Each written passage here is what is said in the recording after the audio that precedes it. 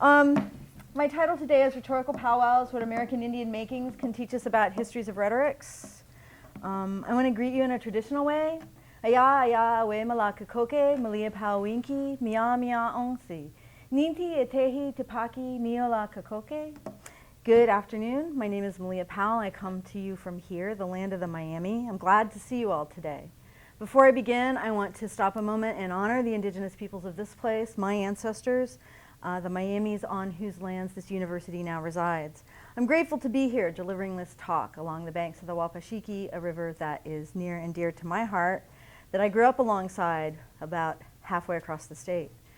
I want to offer thanks and respect to my elders for their teachings and for their encouragement. What I do well is to their credit. What I do badly belongs only to me. This is a story. Some of you have heard me tell parts of this story before, but I'm not going to apologize for that repetition because they're part of the story too. Part of the traditions that have carried each strand forward.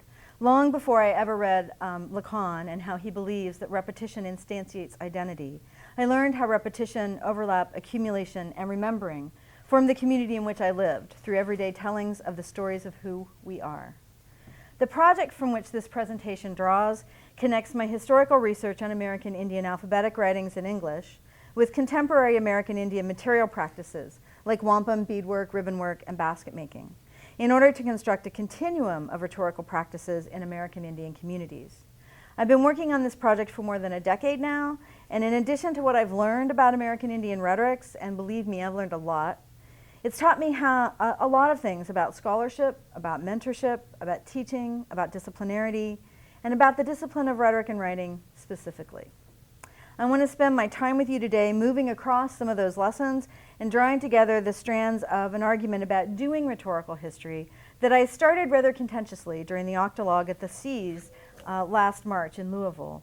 And I hope that what comes out of there is a way for us to think about how those strands have emerged from larger methodological practices in the project.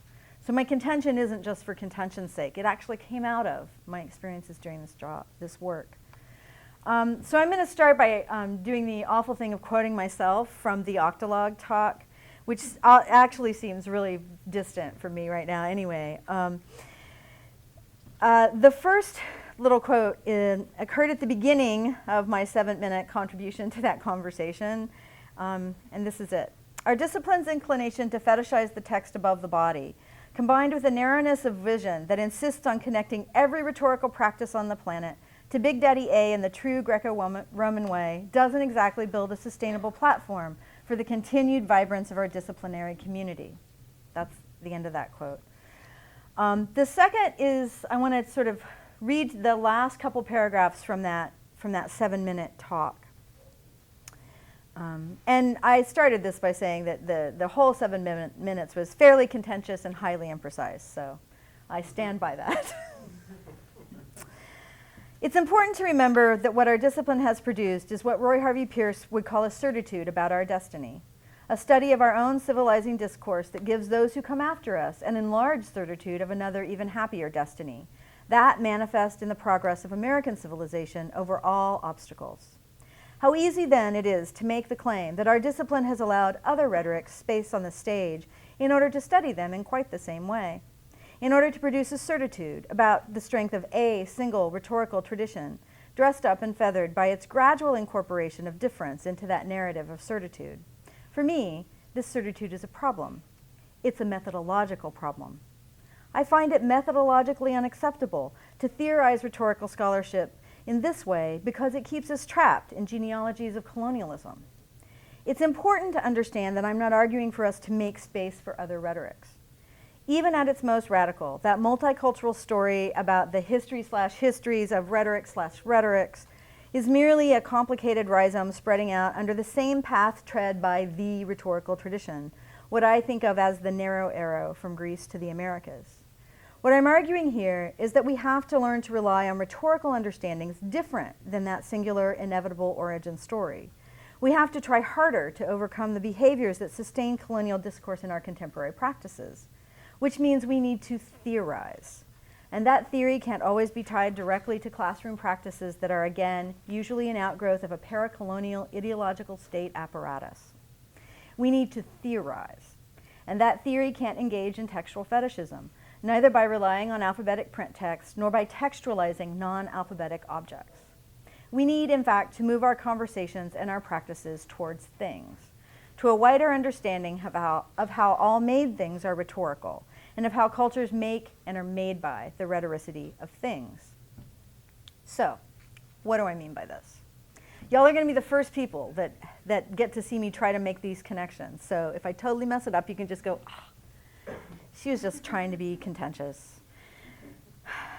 What do I mean when I say we have to move our conversations toward things in order to overcome the textual fetishism of our discipline? Let me show you what I think I mean in two parts. First, in our almost irresistible inclination to textualize non-alphabetic objects. And second, in a little peek at what might happen when we step away from a methodological reliance on the text as the measure of analysis. I call this next section the unbearable seduction of the textual, or how I came to understand my own methodological incompetencies. In Writing Without Words, Walter Mignolo and Elizabeth Hill Boone fashioned themselves as literacy theorists as they set out to, quote, confront the common definition of writing and our notions of what constitute writing systems. In the introduction to the volume, they claim that writing specialists have constructed the history of writing to result in modern alphabetic systems. In these histories, indigenous American systems lie either at the beginning of or outside the developmental sequence. And while I agree with them on this point, and on many points actually, and I agree with them on their further insistence that we have to examine these points of view in order to uncover the unconscious bias towards Western European culture that seems to drive them, I'm also troubled by the degree to which they struggle to turn what I would call systems of making into systems of writing. An example, Boone, in her essay called Writing and Recording Knowledge, she struggles mightily. She employs linguist Jeffrey Sanson's 1985 work on writing systems as a foundation upon which to build a new theory of writing in order to understand visual systems of recording and communicating information in pre-Columbian American cultures. Two of the categories that Boone claims to find particularly useful are what Sampson calls glottographic and semasiographic systems of writing. Glottographic systems are those that represent speech, frequently thought of as visible speech, and that compose the traditional definition of writing. Semasiographic systems are those graphic systems of communication where marks communicate meaning directly within the structure of their own system. Sounds a little tautological, doesn't it? In semasiographic systems, Hill claims, ideas get conveyed independently from language and on the same logical level as spoken language. Other scholars would call these discourse systems. Anyway, Boone spends a lot of time sort of building up off of Sampson's platform. And she does so at this sort of little moment he sets out between two kinds of semasiographic systems, iconic and conventional. The easiest way to give an example of an iconic semasiographic system is with this. The meaning-making system here, while translatable into language, has a logic that isn't dependent on a specific alphabet or language, or so Boone and Sampson claim. Conventional semasiographic systems work through notational structures that are relational and arbitrary. So she's trying to find a place for herself between iconic and conventional systems. I don't raise the example of these two categories in order to endorse Boone's argument or to engage in the logic that holds Sampson's theories together. I have substantial disagreements with both of them about this. I raise them in order to show the degree to which Boone works in order to get readers thinking about material objects that clearly are structures of recording and communicating, but that don't quite fit any semasiographic categories. This is a quipu.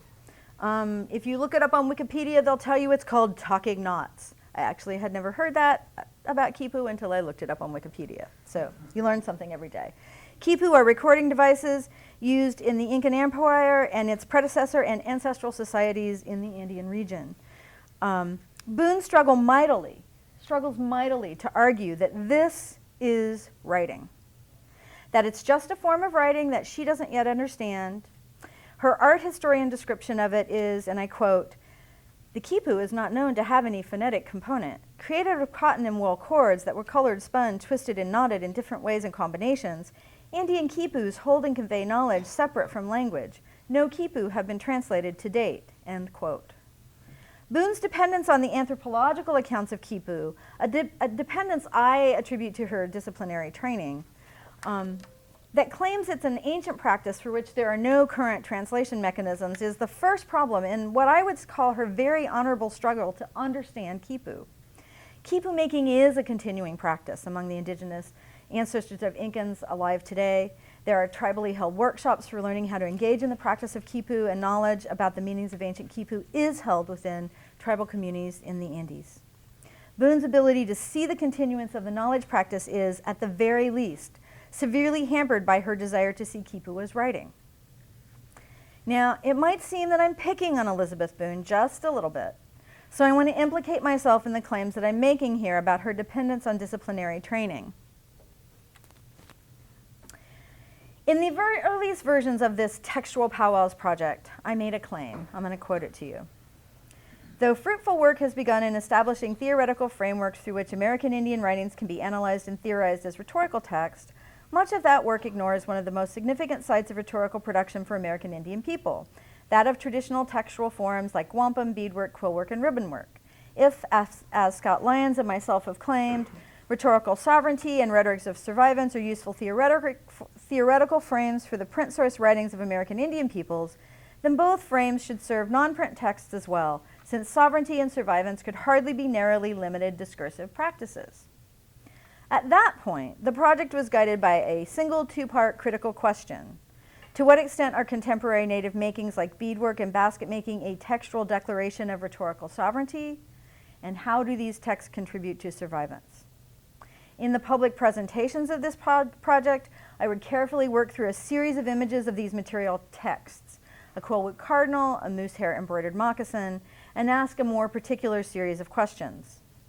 So beyond the regular museumese with which native artifacts are regularly cataloged and identified, how would we start to speak about these texts? More specifically, how would we do a rhetorical analysis of a non-alphabetic text?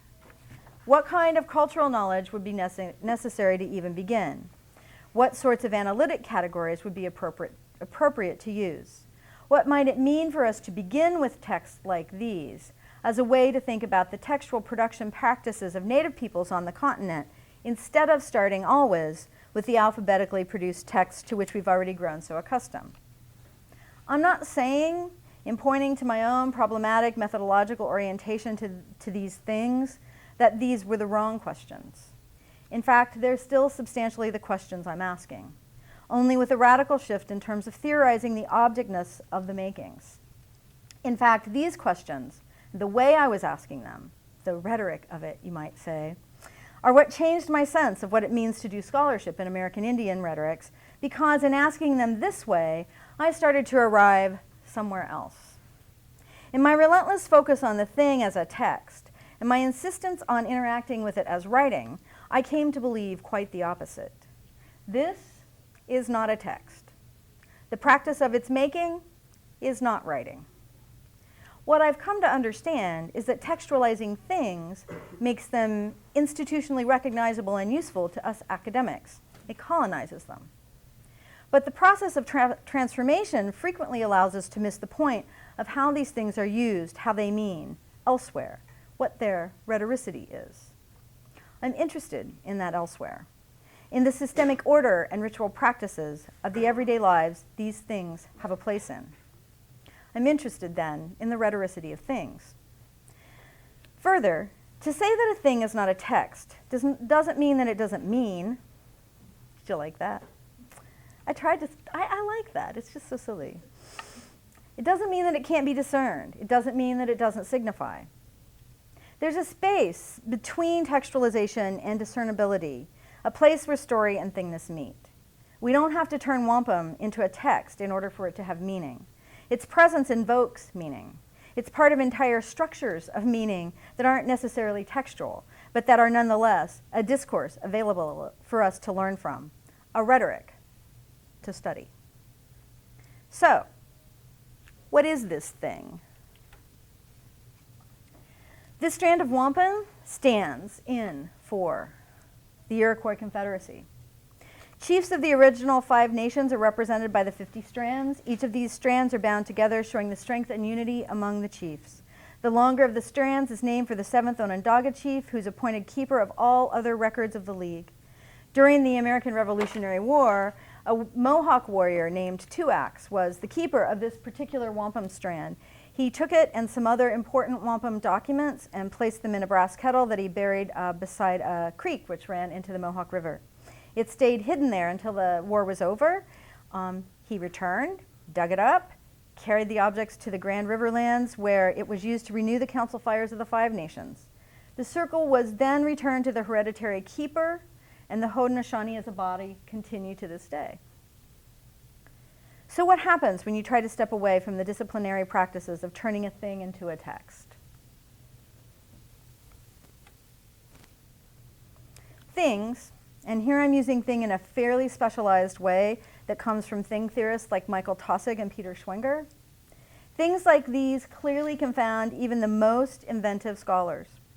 Not only do they not participate in what Boone would call the glottographic project of portraying visible speech, the project that European colonizing cultures found so important, and the one that Walter Mignolo calls the War of the Alphabet. These objects also don't seem to have clearly identifiable graphical or notational markings. They clearly aren't written, even in the semasiographic sense. The status of their signification then makes them seem fairly mysterious, even for me, and I consider myself to be a pretty inventive scholar.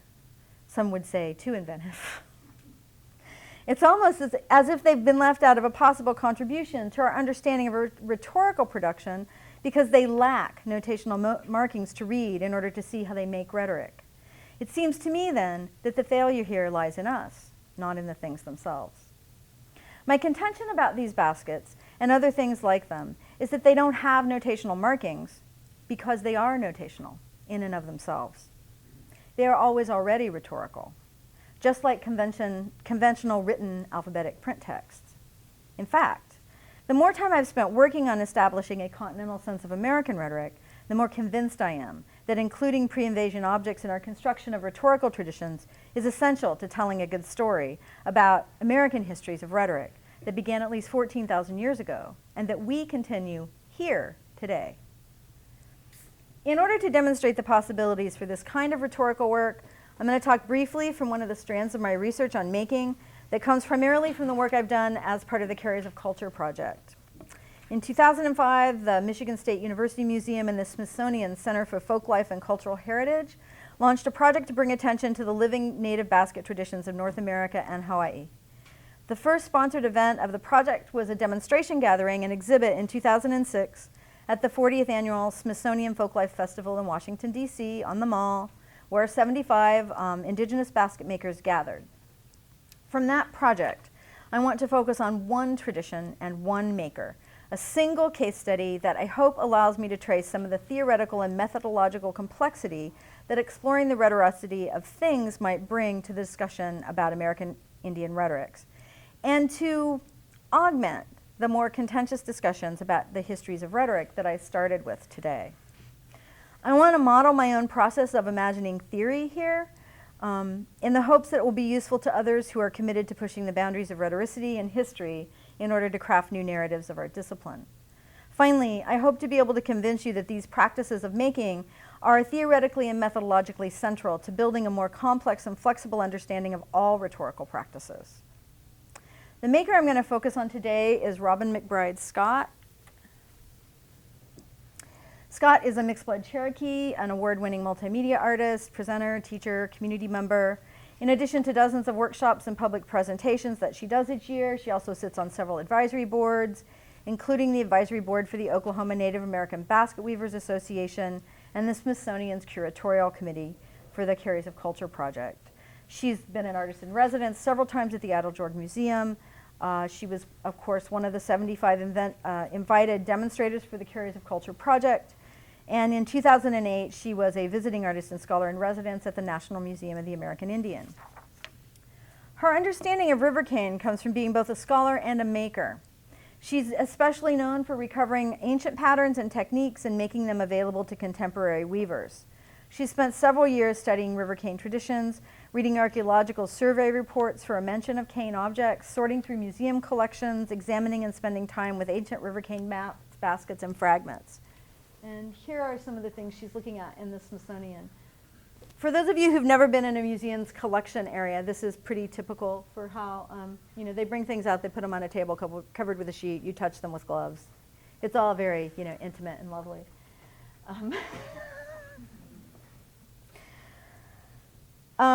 Okay, so I'm going to start where I'd ask my students to start. Let's take this thing, this miniature Rivercane burden basket, and begin. It has clearly textual, readable features which can be explained aesthetically and anthropologically. For example, according to Sarah Hill, the goddess of Rivercane weaving, or at least the print goddess of Rivercane weaving, burden baskets can be, quote, as large as 3 feet high with a square base and a circular flaring rim, commonly holding the equivalent of about 3 bushels of corn. This is an actual Choctaw burden basket. You can see how big it is. These baskets are tied to the body by a tump line that encircles the basket's neck and crosses the bearer's shoulders, resting the large basket on her back to evenly distribute whatever is being carried. But there's more to this than that. Beyond utility, there's another story. Back around the time that the 19th century turned into the 20th, 2 Cherokee men, Swimmer and John Axe, told ethnologist James Mooney a much longer version of the story that I'm about to tell. And I apologize to any Cherokees in the room. I'm only telling the printed version of this story, not the versions I've heard, because it's not really my story to tell. This is how fire came to the Cherokee peoples. In the beginning there was no fire, and the world was cold. And then the thunders sent their lightning and put fire into the bottom of a hollow sycamore tree which grew on an island. The animals knew it was there because they could see the smoke. So they held a council to decide how to get the fire. Every animal that could fly or swim was anxious to go after the fire. Raven went first because he's large and strong. But the heat from the fire scorched his feathers black, and he got frightened and came back. Screech Owl went next, but the hot air nearly burned out his eyes, which is why they're red to this day. But he too got frightened and came back. Then the Hooting Owl and the Horned Owl went over together, but the smoke nearly blinded them, and the ashes carried by the winds made white rings around their eyes, and they barely made it back. Then the snakes tried, both the little snake and the great climbing snake, but both were burned black and failed to bring the fire back with them. The animals held another council to see who else was brave enough to go. Everyone was surprised when the little water spider volunteered. She's the one with the black downy hair and the red stripes on her body. Since she can both run on top of the water as well as dive to the bottom, she'd get to the island for sure. But the animals were pretty worried about how she'd carry the fire back since she was so small. I'll handle that, she told them, and she spun a thread from her body and wove it into a small bowl, which she fastened on her back. Then she crossed over to the island and through the grass where the fire was still burning at the bottom of the tree. She put one little coal of fire in the bowl and came back with it. And ever since we have had fire, and the water spider still carries the bowl on her back to this very day. Clearly there's a connection, then, between the utilitarian story told by anthropologists and the spiritual story told of the water spider who literally wove her body into a basket in order to bring fire to the world. What I want to emphasize here is that this isn't a simple connection between different kinds of stories, the kinds told by anthropologists and the kind told by Native people who anthropologists study. Nor is there a simple coincidental connection between the idea of burden baskets and this actual miniature. It isn't that we tell stories about a basket or that the basket tells a story. It's that it's made of story. It is story.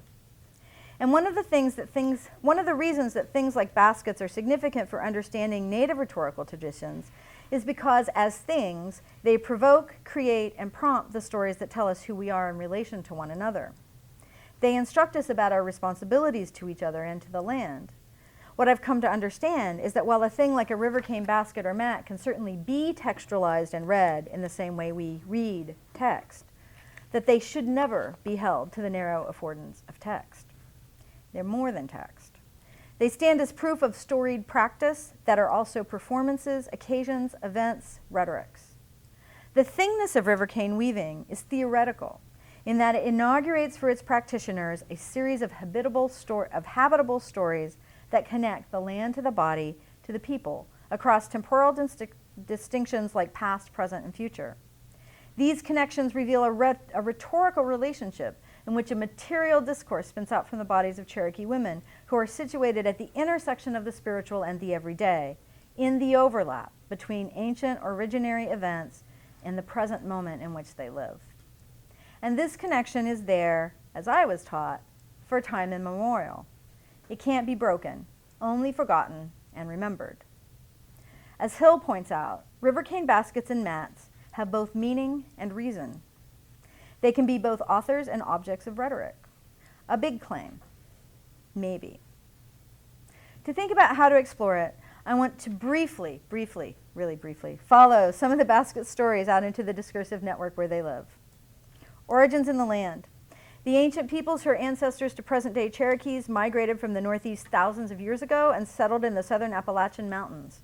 At 200 million years old, this is the oldest chain of mountains in the world. They contain the greatest number of tree species in North America and more than in the whole of Europe.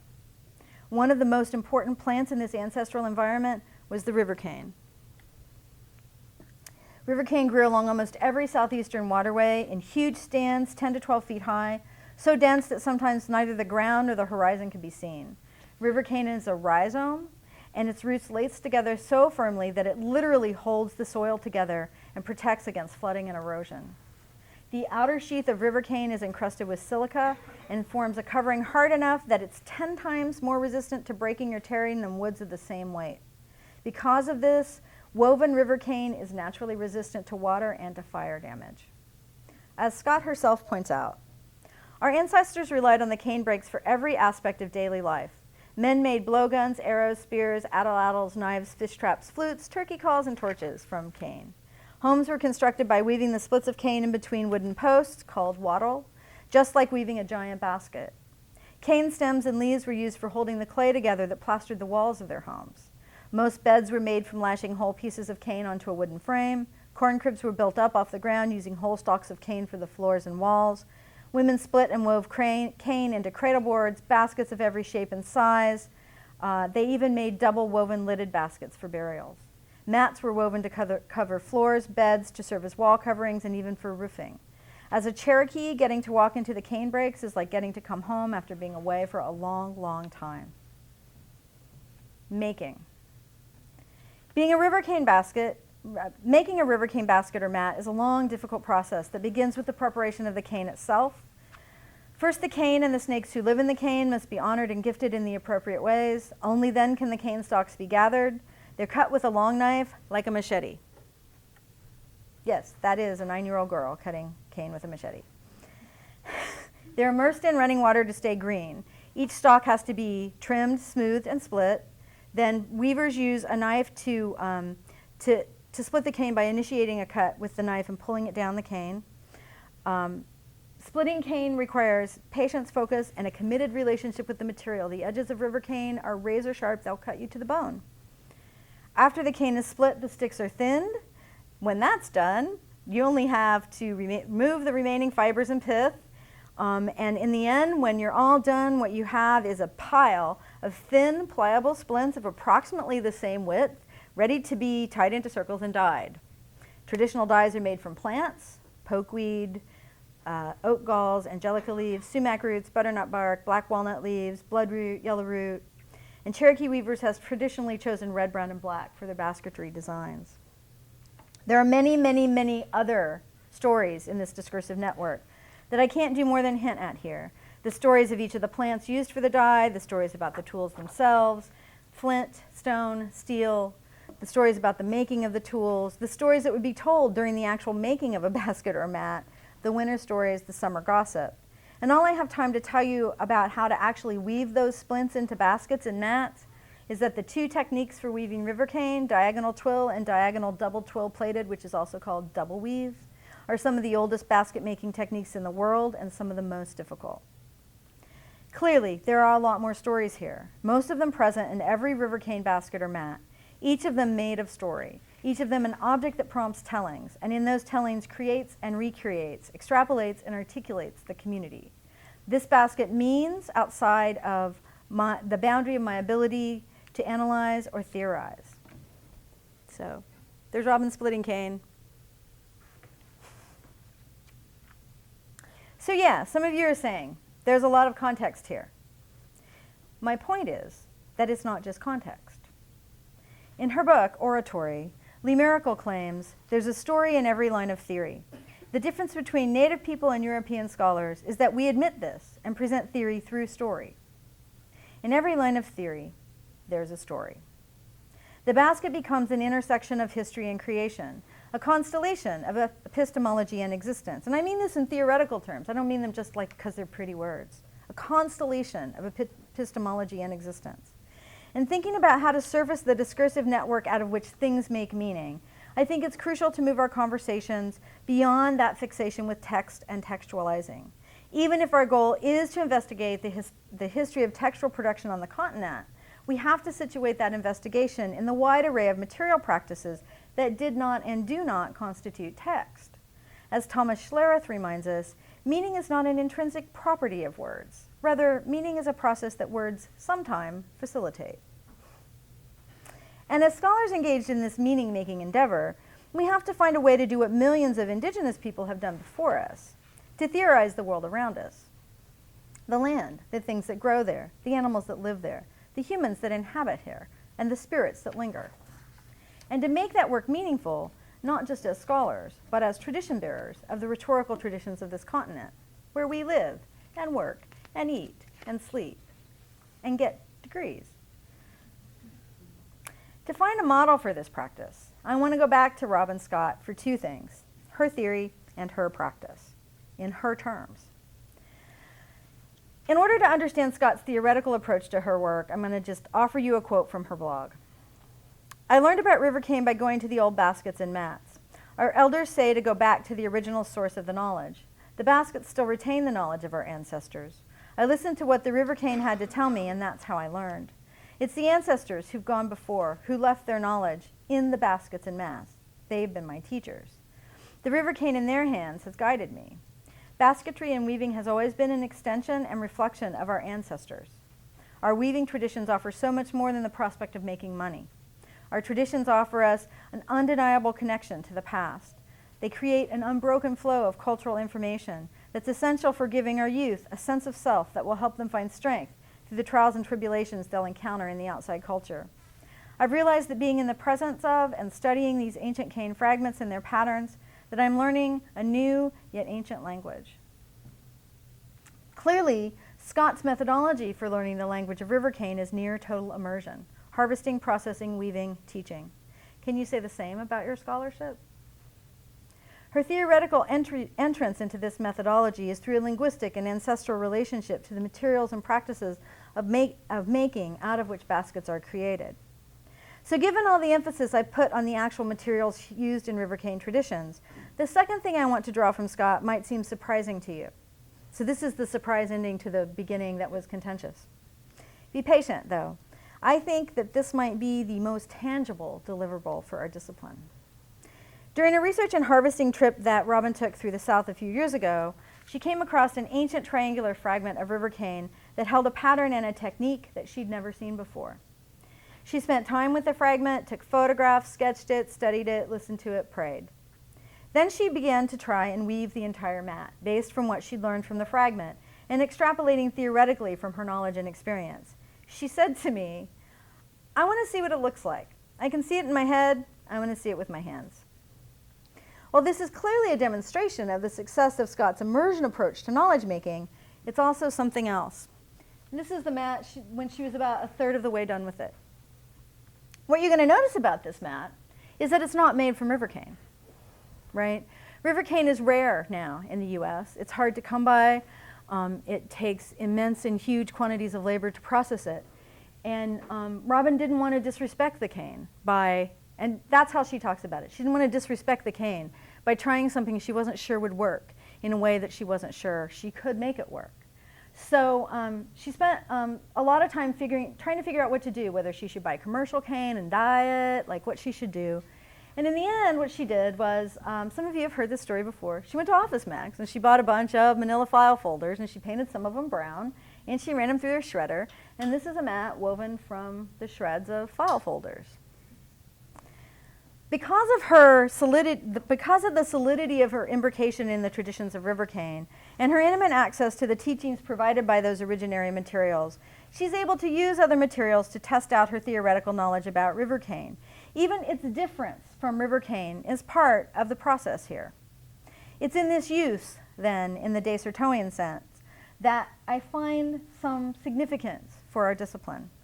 It's a practice, a rhetorical practice, that can be traced out across other kinds of makings, from Alexander Blackbird's and Sarah Winmucka's use of their own people's history and language and culture in order to make a book, a text, a thing. Books that argue for the rights of their people, to Scott Shoemaker's use of traditional ribbon work to remake a future for one of the rhetorical practices of Miami peoples, to Charles Eastman's making of story in books that made him the most famous Indian of his time. See? I don't know where it went, sorry. And that highlighted the cost of so-called civilization, even for those presumed to be civilized. To Robin Scott and Bonita Nelson's contemporary engagements in makings that both preserve and recreate traditional rhetorical practices. And they are going to kill me when they find out I showed these pictures because I took them at the powwow. The Quillwork Cardinal is Bonnie's. Bonnie's here on your far right, and that it's the cover of the Journal of Studies in American Indian Literatures. We could call these practices by a lot of names. Using the available means, exercising rhetorical sovereignty, engaging in rhetorics of survivance. Whatever we call it, I don't want us to lose sight of what I see as the heart of the teachings provided to us by these things. That is, we have to engage in the same kind of embodied, committed participation modeled by these makers if we want to theorize the rhetoricity of things and to weave that rhetorical understanding into what we already believe that we know about the rhetoricity of texts. Only then will we be able to glimpse the fullest picture possible of our rhetorical traditions. I'm going to stop here and leave the rest for our larger shared conversation. I thank you respectfully. Thank you for your attention.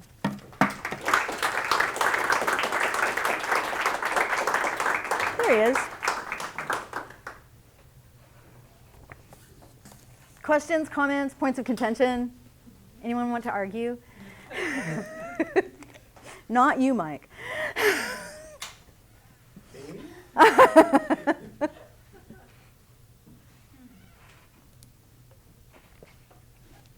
And then, yeah. You first, go ahead. Okay. In the beginning, I was interested in how you started with a discussion of the body as separate from the text and how as a way of setting up the idea that we privilege the text. And I'm wondering where the body fits in to the idea of a thing, if it's part of that or something separate in your approach. I mean, for me, the body is part of the thing because you can't have a thing without a body, right? It's not possible. Like all those stories, all those processes, all those, what I would call all those rhetorical events in the composition and creation of a making have to happen through the body, right? So if you were talking about the land and the way the land is present in the thing, that relationship is sort of literally translated through the body, right? So in terms of Rivercane, it's that sort of translation through the bodies of the weaver that I think sort of pushes forward these ideas that I think I have, like every 4 days when I'm not busy, with this convention, that I think are becoming sort of like more interesting to me than like the other stuff I started with earlier. So it's really that sort of constellation of land, body, ancestor, thingness that I think we could learn some things about, right? I mean, we have this tendency to kind of like use text in this really opportunistic way. Like they're in the library, go get one, read it, analyze it. Like that's not very hard, right? I mean, you all know that. It's not very hard. And it's interesting if the text is interesting, right? But it's not interesting if the text isn't interesting, usually. And I think it's just so easy to do that I'm suspicious of it, right? I want something a little harder. And so like this project, that desire collided with my general grumpiness about, the rhetorical tradition. during one particular year that I was teaching the rhetorical tradition, right? And I'm like, what makes me unhappy isn't that we study the Greeks or we study the Romans or that we study, rhetoric from the Renaissance. None of that makes me unhappy. What makes me unhappy is we do it in such an opportunistic way, right? So that there are very few people who I can say I truly respect in terms of their knowledge about classical rhetoric, because there are very few people who actually study it. There are lots of people who read Aristotle and then apply it. But there are very few people who would learn it in this way, like with Greek art and language and life ways and thinking about the land and the relationships of the land and the buildings and how the buildings are arranged and the spatiality and the necessity of bodies sort of like contained and constrained as well as free. And like that's the stuff I want to know about Greek rhetoric. That's what I want to know about Greek rhetoric. And so it's like that level of knowledge that somehow disappeared from our discipline. And that worries me, at least in terms of people who say that they're writing rhetoric history, right? That's a level of detail that's gone. And that worries me. And I think I understand, this is a long answer to your question, Katie, I'm sorry.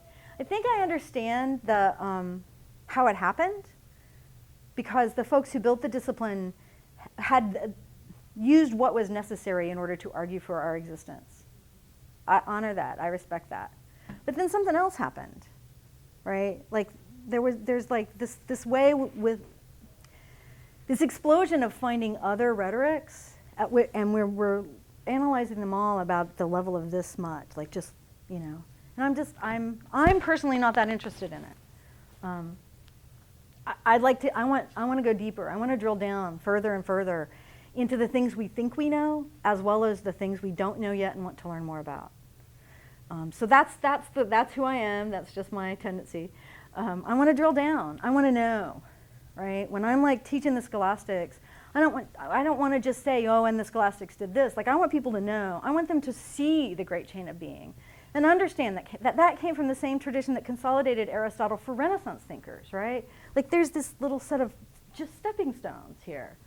And that's not present in all of those books, the rhetorical tradition, right? That's not there, that kind of like drilling down, those like pieces that make the history interesting and usable for folks who are, even for folks who are left out of it.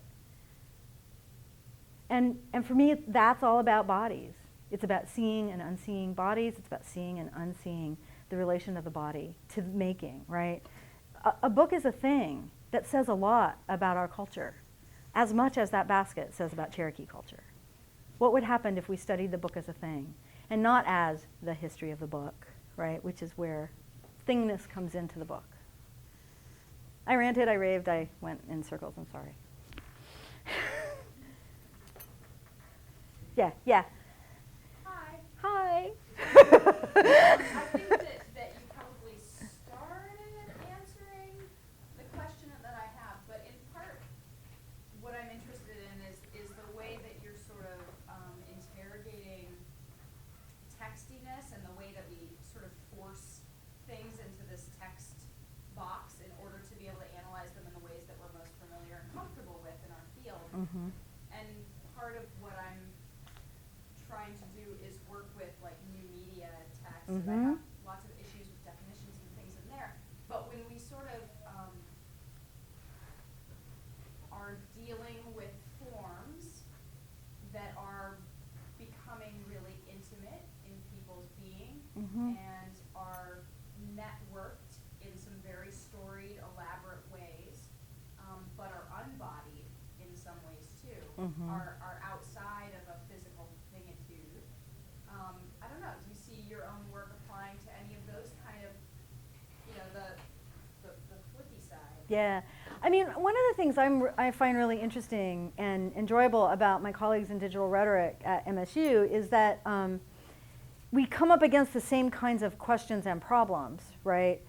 I don't think digital text or new media texts are unbodied. I think they erase the body in an effort to sort of have a little fantasy moment of the lack of body. And I don't mean that in a nefarious way, but I think that's why all those teenagers post their phone numbers on Facebook, because their body's been erased, and they feel they sort of like signal that feeling of erasure by posting their phone number. They're like, that is not connected to me, right? So at the same time, it's like this representation of my identity, and it's very important. It's not connected to me because I'm posting my address and phone number on it. So anyway, I mean, I think that there are similar questions and problems.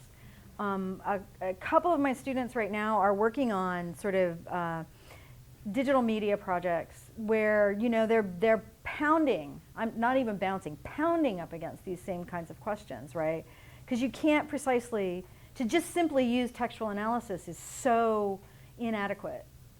And so I think that the digital will push us into those questions, but I would also like the cultural to push us into those questions, because we're not very good with the cultural in our discipline at all. We're not even really good with like the traditional cultural in our discipline. We just pretend like it doesn't exist, right? Woo, no culture, woo, yeah, right, okay.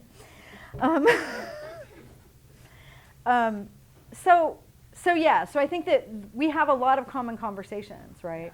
My partner works on what he calls computational rhetorics, right? Which sort of push even further, right, into a kind of agency that, that again, the theory isn't in our discipline to understand it. We have to go outside and find other theoretical frames to understand it. When I had to work so hard to find other ways to understand the questions I had about things outside of the discipline, that's when I knew that there's a hole, right? And there are all sorts of, you know, speculations about how that hole got created, and I won't go into them because the problem is there's a hole, and there's a whole bunch of like fresh young minds out there who are looking for stuff to do, and I think that they could fill the hole, and then find all the other holes. You know, I mean, I want to push, and I'd like to take credit for being the person to be, you know, to sort of identify our fixation with the text, but I am not. I cannot take credit. I can't take credit even in my personal life, right? I'm literally standing at a conference with Robert Warrior had just given a beautiful presentation on the work of Edgar Heap of Birds, who is an amazing installation visual artist. And Heap of Birds has this quote that used to be on his website, and he makes these big giant installations that he calls trees, and they have words on them, but he says these aren't words, these are sculptures of words. You can't interact with them as if they're words. And I was like, right? So I go up to Robert and I'm so excited. I'm talking to him about it, talking to him about this project. And he's like, that's what's wrong with you rhetoricians. You textualize everything relentlessly. And I was like, oh, crap. He's right. He's so right.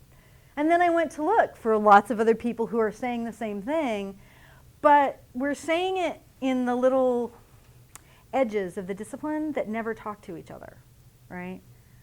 So we all say it in our little enclave at the edge.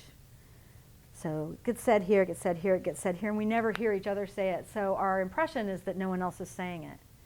And, you know, I mean, one of the things I tried to do with the convention, which, you know, you can tell me, you know, this time next year whether you thought it was successful or not, is to get the people from those edges to talk to each other, to interact with each other, to have a discussion with each other about what we are saying, because we have a lot more in common with each other in sort of digital rhetorics and cultural rhetorics, especially than we have as differences.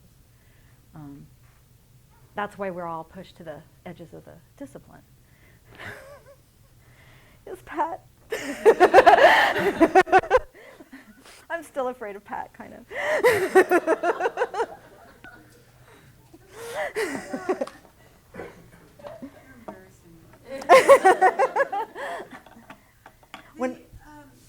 I'm really interested in your connecting up thing and culture, because I agree that we don't handle culture very well, and yet you chose thing, which is a kind of a black box term, rather than choosing a culturally rich term. So why did you make those decisions? I think that's a good question, and it's one I have an explanation for, but not an answer to.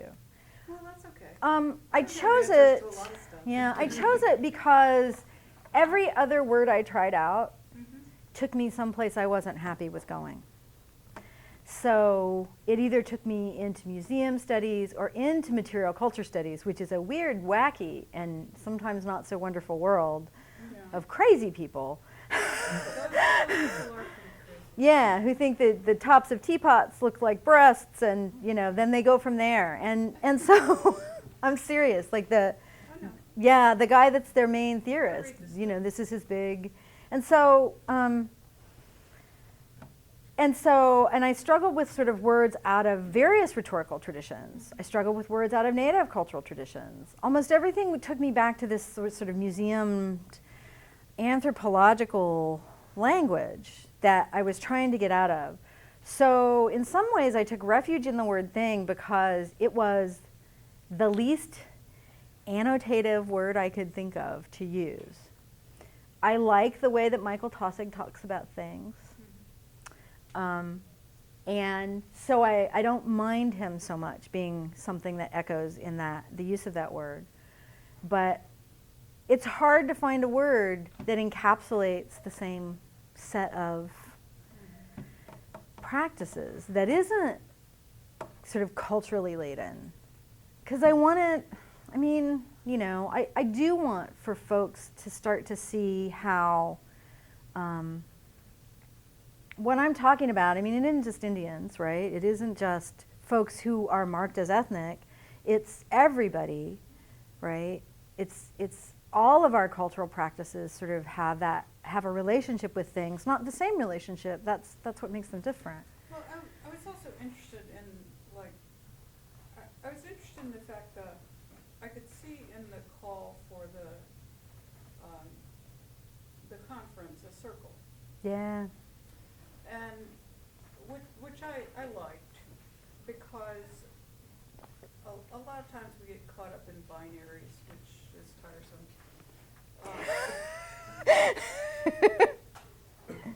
And so I like that, but I'm wondering if there's a way you can make, you can like move Yeah. to a circle.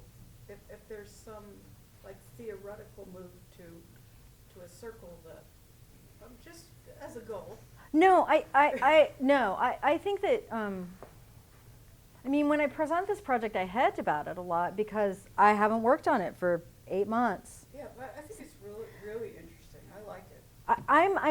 I want it to be more elegant, right? I want that sort of elegant sense of Yeah, the elegance- circle or something. Yeah, but elegance comes so late in life. I know, I know, believe me. And so, but that's the thing that I push for. I have this imagined moment in my head, like about once a week, where I think, wow, if I could just work on this project for like 6 weeks, it would be amazing. And if someone would like wrestle those 6 weeks to the ground and hold them down for me, I'd be happy. I think it's amazing now. Oh, well, thank you. That's very nice.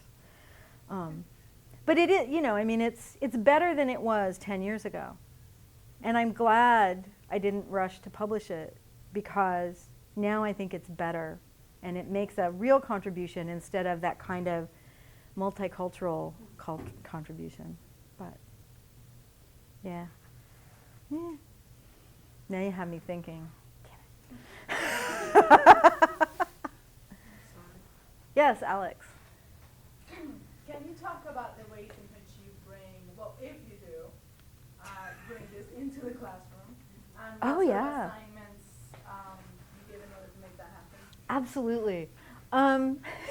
Well, I'll give you 2 examples. I'm teaching a first-year writing class right now in our residential college in the arts and humanities that has the misfortune of being titled Writing in Transcultural Context. Dun, dun, dun. Sounds like cross-dressing. Yeah, it's kind of like cross-dressing. So I decided I'm gonna teach about like indigenous culture. That's what we're gonna do. This is one of those places where if you teach literature, they won't yell at you, because it's an arts and humanities college, right? So, and the students who elect into this college like to think of themselves as really open-minded. They're not necessarily like your AP honors students, but they're the kids who thought the AP honors students were kind of like geeky and popular, and they didn't want to be them. And so they have a very distinct character. And so, you know, we're reading Native Lit, we're reading Winona LaDuke, we're reading, you know, we read Leanne Howe's Shell Shaker. We're getting ready to read this book, a fantasy novel written by a Cherokee dude who takes Cherokee stories and, you know, translates them into a utopian world. And in the meantime, we make things.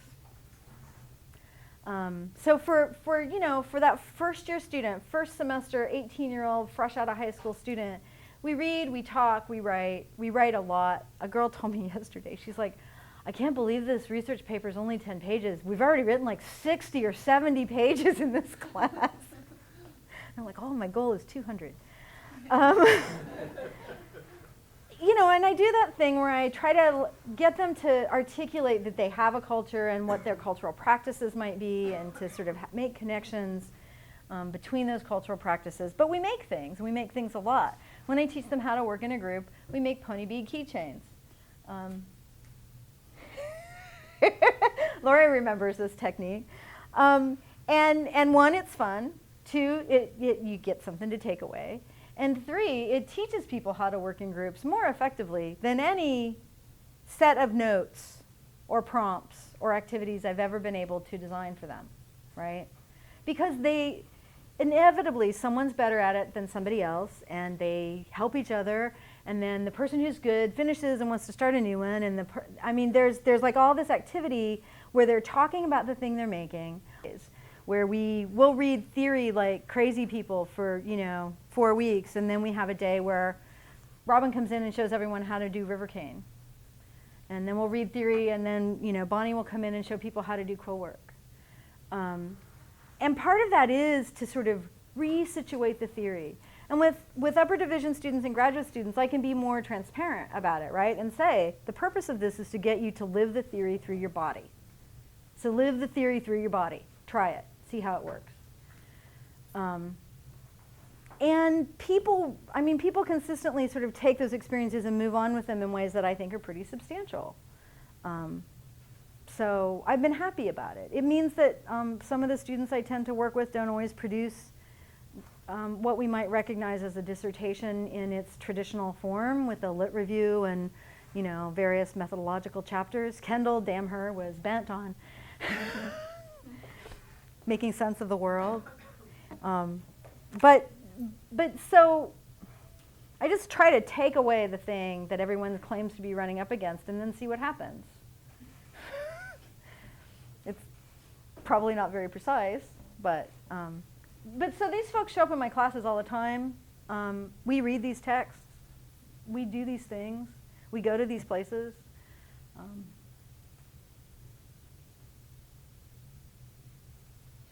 Yes, Mike. Why is it that authenticity, value, worth comes from sweat and blood? Dude, you can answer that question. No, but that's because I'm thinking about that particularly in the post-industrial in work. Yeah. I've seen so many people struggle with the need to sweat in order to feel fulfilled that they have worked. Yeah. I don't know. I mean, I think that I'm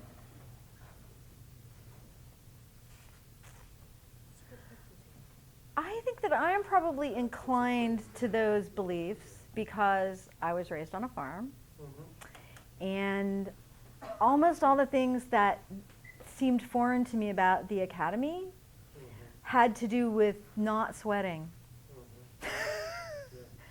What was it Biden said? Sweat, that you take the shower after work as opposed to taking the shower before Right, work. right. Yeah. And so what I find in the artists that I work with is that their struggles are both intellectual as well as physical. When you're trying to learn a form, it's a reorientation of the body. I mean, in my bourgeois life as a faculty member, I would say it's like yoga, right? The struggle is learning the precise alignment, not just what it looks like on the outside. And learning beadwork, I've had people take it out of my hands and come behind me and go, that way, do that, put your thumb there, hold the needle this way, right? We never do that we hardly ever do that for graduate students, right? Turn that around, put your thumb there, hold the needle there. You all do it, we do it, but seriously, out there, hardly anybody else does it. But another connection with digital is the first thing that I try to teach people when they're trying to teach, don't touch the mouse, don't touch the keyboard. Let the screen continue. Yeah. Well, I think that's it's a different relationship between the technology and the person, right? If you're doing beadwork, you have to touch it. And if you're touching it the wrong way, I know, now we sound like a public assistance commercial. And if you're touching it the wrong way, it's disastrous, right? So, I mean, imagine if you came up and I was typing on the keyboard this way, right? So that's an orientation problem that an instructor would change, right? I don't know. I mean, I come from the cultures I come from, and that was always, Native folks, you learn by doing. That's how you learn. That's how I was taught. You want to know how to do that? Well, you come over here and do it.